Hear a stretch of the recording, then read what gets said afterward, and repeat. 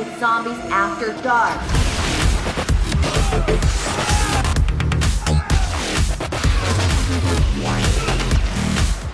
When I finally completed Dead Rising 3, the kill counter in the corner of my screen read 26,978.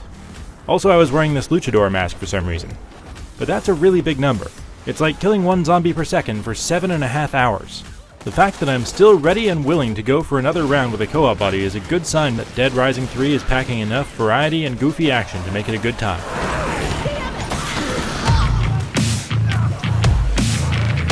Notice that I didn't say it was pretty. Dead Rising 3 runs at an upscaled 720p resolution. It doesn't have amazing textures outside of its cinematics, and it suffers from regular framerate stutters and occasional walls that pop in after you've already driven into them. It doesn't look a whole lot better than what you've probably already played on Xbox 360 and PlayStation 3. Instead, it's big on quantity. I have never seen this many zombies on screen at once in any game. Up close, there are enough distinct character models that I didn't really feel like I was killing the same one 27,000 times, and I love the many ways in which they fall apart. They're fun and easy to kill. Easy enough that charging into the horde and bashing away with a sweet new weapon is a great way to build up experience. But you've got to know when to quit, because they never will, especially at night when zombies are at their angriest. Fear kicked in whenever I was stuck in the middle of a horde and my life began to run low. But since you can now save anywhere, unless you're playing on Nightmare mode, the worst part about dying in Dead Rising 3 isn't losing progress, it's the 45-second loading times. Combat is a simple system of light and heavy attacks, but it's the over-the-top animations and different effects of 300+ weapons that really sustain it over the course of a 30-hour game. I never really got a chance to get sick of any one weapon, since they all break after a short period of use, and that forces you to mix it up. I love how most of Dead Rising 3's collectibles are blueprints for crafting new weaponry, instead of meaningless achievement padding. They get positively goofy, like turning microwaves into laser beams, or strapping a car battery to a mask of Street Fighter's Blanca. There's also a character upgrade system that's big and well done, with most of the options on the menu providing real benefits that you can feel right away. What do we have here? Some fresh meat. What about it, boys? Is this a tasty treat or what?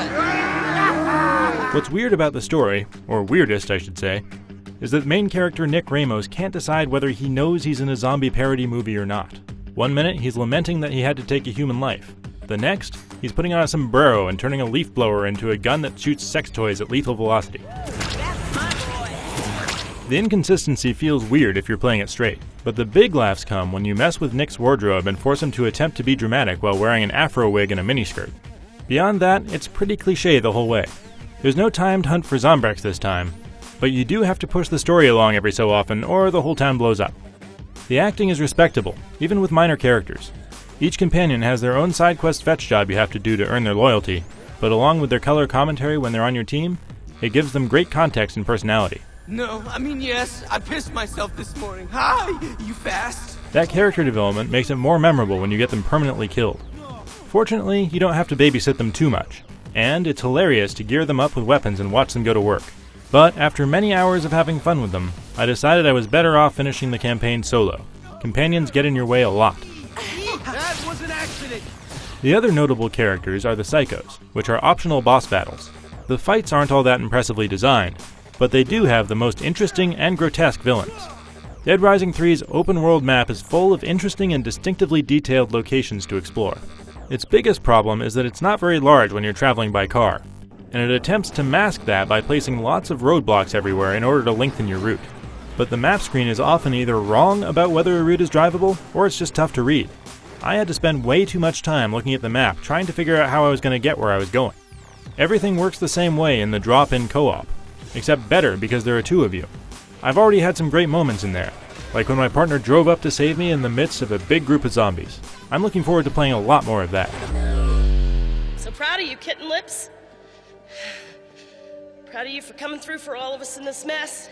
Dead Rising 3 doesn't get by on its looks, but its meaty, zombie-slaying combat and nearly endless supply of undead and ridiculous weapons go a long way. Through its lengthy campaign, I was always eager to see what crazy zombie-squishing contraption would come along next.